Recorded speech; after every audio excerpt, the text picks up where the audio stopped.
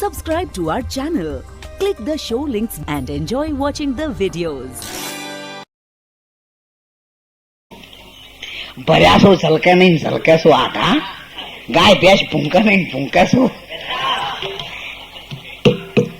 ત્યારે સંત કબીર સાહેબ તો ગમે ત્યાં જગ્યા હતી ને ત્યાં બેસી ગયા. અને પતરાળા વાળા જયારે આવે ને થાળીયા વાળા, ત્યારે થોડી લાઈન હતી ને ખૂટી ગયા. સંત કબીર સાહેબે ફટલીને એમના પગરખા હતા ને એ પગરખા કાઢ્યા અને એને કીધું ભાઈ એની અંદર તું તાર આપી દે, મારા પગલોને એ હાચવે છે, તો એમાં મને પ્રસાદ દેવામાં શું વાંધો છે.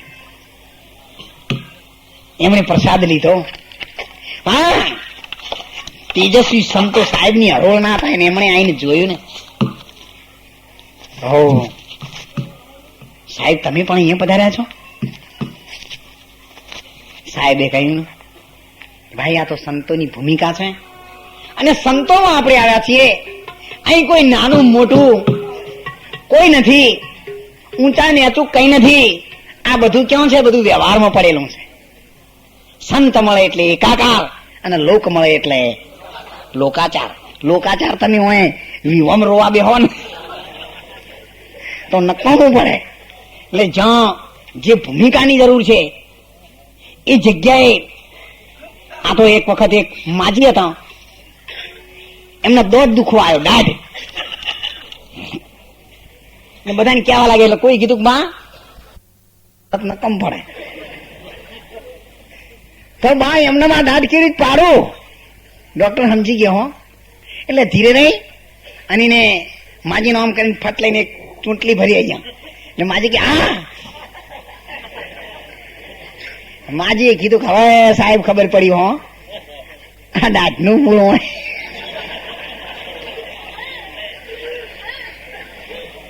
એટલે કયું કશું અને સમજ્યા કશું, ઓખનું કાજલ લઈ જઈને ગાલે ઘસ્યું.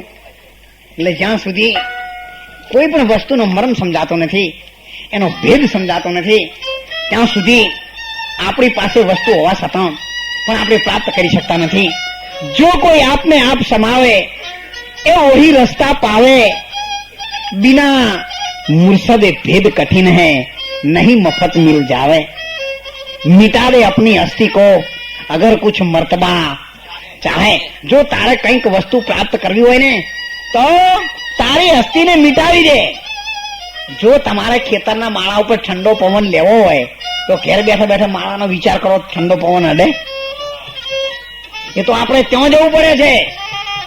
સ્વામી વિવેકાનંદે કહ્યું છે કે જો તમારે બીજાને કાદવ ઉડાડવો હશે કે બીજાને ગાળા વાળો કે કાદવ વાળો કરવો હશે તો યાદ રાખજો પેલા તમારી પહોંચે વગડ્યું કાદવ વાળી થશે. જે કઈ તમે બીજાના માટે વિચારો છો એના વિચારોનું મૂળ પેલા તમારામાં દાખલ કરવું પડશે.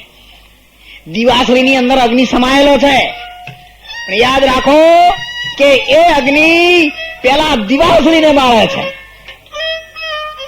એમ જો આપણે પણ આપણા જીવનમાં કોઈના ઉપર ઈર્ષ્યા, દ્વેષ, વ્યસન, વિકાર રાખીશું તો પેલા એ આપણો નાશ કરશે.